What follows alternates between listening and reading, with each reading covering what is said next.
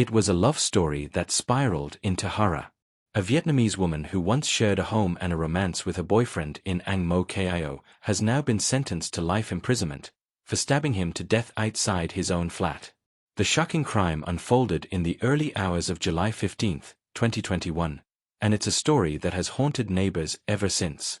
43-year-old Nguyen Ngoc Jaya, a Singapore permanent resident, was living with a boyfriend, 51-year-old Cho Wang Kyung, at Block 562 and Mo Kio Avenue 3. Their relationship started when Nguyen rented a room in his flat. Over time, they became lovers. But what began as affection soon turned into a storm of jealousy, alcohol, and obsession. Their arguments were frequent, often fueled by beer and suspicion. Things took a dark turn when Cho invited friends over for drinks, including a female beer promoter. Nguyen believed the woman had sat on Cho's lap, and that image burned in her mind. For days, her anger simmered. On the night before the murder, she reportedly called and messaged him more than 30 times, while drinking around 10 cans of beer alone in the flat. Then, just before midnight, Nguyen took a kitchen knife, sharpened it, and waited. When Cho returned home after his night out, she confronted him at the corridor. Witnesses later said she shouted "I love you" repeatedly as she argued with him. But when he ignored her, the confrontation exploded. In a fit of rage, she pulled out the knife and stabbed him again and again.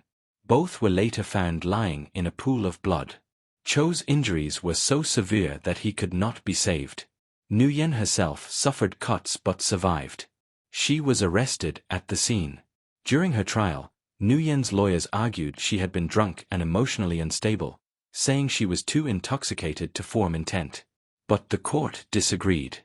The judge ruled that her actions showed planning, from arming herself with a knife to waiting for Cho to return home.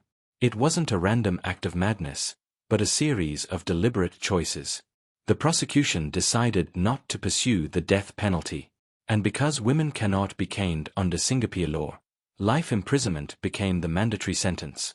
As the verdict was read, Nguyen asked through an interpreter if she could appeal, a question that suggests she may not yet have accepted her fate. This case isn't just about a crime of passion.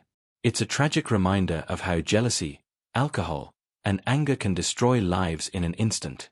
Could this tragedy have been prevented if someone had stepped in earlier, when the signs of obsession first appeared? If you found this story compelling, remember to like, share, and subscribe to 2230 for more real stories that shape our world.